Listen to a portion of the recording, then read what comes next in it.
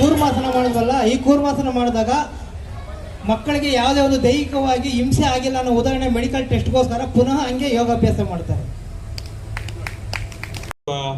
ಯೋಗ ದಿನಾಚರಣೆ, ವಿಶ್ವ ಯೋಗ ದಿನಾಚರಣೆಯ ಪ್ರಯುಕ್ತ ದೊಡ್ಡಬಳ್ಳಾಪುರದಲ್ಲಿ ಸತತವಾಗಿ ಕಳೆದ 12 ವರ್ಷಗಳಿಂದ ಸತತವಾಗಿ ಈ ಕಾರ್ಯಕ್ರಮವನ್ನು ಯಶಸ್ವಿಯಾಗಿ ಮುಂದುವರಿಸ್ಕೊಂಡು ಬರ್ತಿದೆ ಈ ಟ್ರಸ್ಟ್.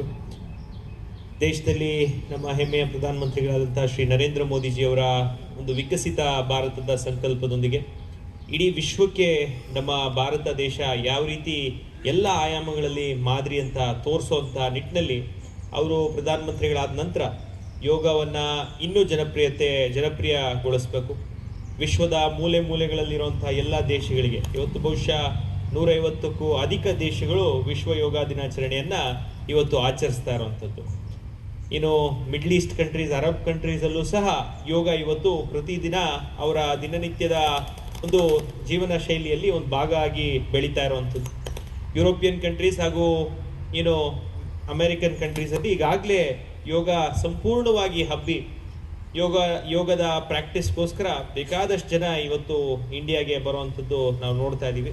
ಭಾರತ ದೇಶದ ಈ ಒಂದು ಏನು ಯೋಗ ಪ್ರಾಕ್ಟೀಸ್ ಏನಿದೆ ಮತ್ತು ಯೋಗದ ಜೀವನ ಶೈಲಿ ಏನಿದೆ, ಇದು ಇಡೀ ವಿಶ್ವಕ್ಕೆ ಮಾದರಿ ಅನ್ನೋ ರೀತಿಯಲ್ಲಿ ಈ ಯೋಗ ದಿನಾಚರಣೆ ಪ್ರತಿ ವರ್ಷ ನಮಗೆ ಜ್ಞಾಪಿಸ್ತಾ ಈ ಯೋಗ ದಿನಾಚರಣೆಯನ್ನು ಇಡೀ ವಿಶ್ವದ ಮೂಲೆ ಮೂಲೆಗೆ ಸಾರ್ತಿರುವಂಥ ಎಲ್ಲ ಯೋಗ ಪಟುಗಳಿಗೆ, ಎಲ್ಲ ಗುರುಗಳಿಗೆ, ಈ ಎಲ್ಲ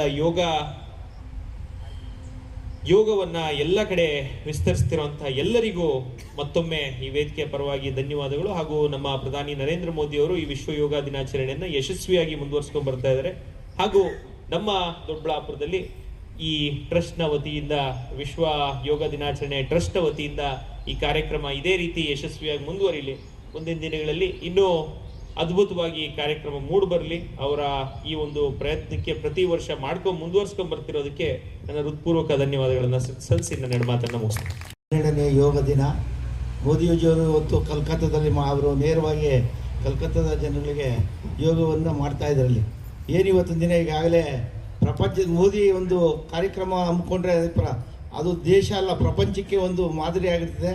ಅದೇ ರೀತಿ ಇವತ್ತು 12ನೇ ಇಂಟರ್ನ್ಯಾಷನಲ್ ಯೋಗ ದಿನ ಆದ್ದರಿಂದ ಇವತ್ತು ಸೂರ್ಯ ಫೌಂಡೇಶನ್ನಿಂದ ಇವತ್ತು ಏನು ನಮ್ಮ ಹನುಮಂತರಾಯ ನೇತೃತ್ವದಲ್ಲಿ, ಸ್ವಾಮೀಜಿ ನೇತೃತ್ವದಲ್ಲಿ ಏನು ಇವತ್ತು ಯೋಗವನ್ನು ಮಾಡ್ತಿದ್ದಾರೆ, ನಮ್ಮೆಲ್ಲರಿಗೂ ಧನ್ಯವಾದ.